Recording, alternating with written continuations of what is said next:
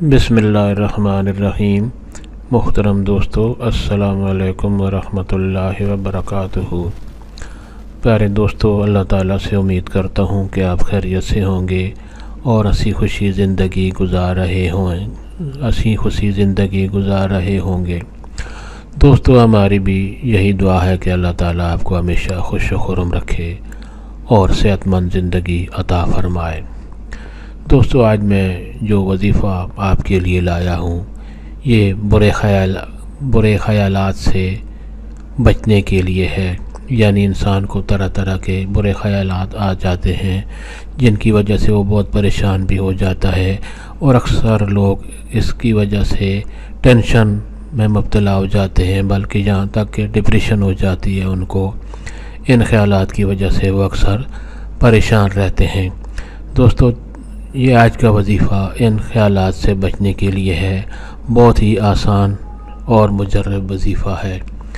दोस्तों, ये वजीफ़ा करने की इजाज़त आम है, हर कोई ये वजीफ़ा कर सकता है और इसके लिए किसी से इजाज़त लेने की ज़रूरत नहीं पड़ती। दोस्तों, आज का वजीफ़ा और तरीक़ा जानने से पहले आप ये चैनल सब्सक्राइब कर लें ताकि आइंदा भी आपको ऐसे बड़े मुफीद, कारामद और बड़े फ़ज़ाइल वाले वज़ाइफ मिलते रहें। दोस्तों, आज का वजीफ़ा और तरीक़ा।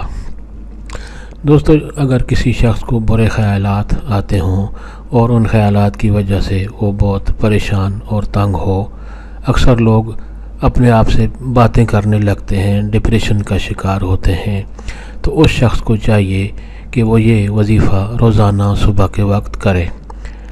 यानी सुबह के वक्त वो अल्लाह ताला का ये एक बाबरकत हो और ख़ूबसूरत नाम या वाक़िदो 100 बार पढ़े। नाज़रीन, हर वजीफ़ा के शुरू और आखिर में दरूद शरीफ लाजमी पढ़ना चाहिए, क्योंकि इससे सवाब और कबूलियत ज़्यादा हो जाती है। यानी शुरू में दरूद शरीफ पढ़े और फिर अल्लाह ताला का ये इसमें गिरामी या वाक़िदो स्क्रीन पर आपको नज़र आ रहा है, इसको 100 बार पढ़ना है और उसके बाद भी दरूद शरीफ पढ़ ले।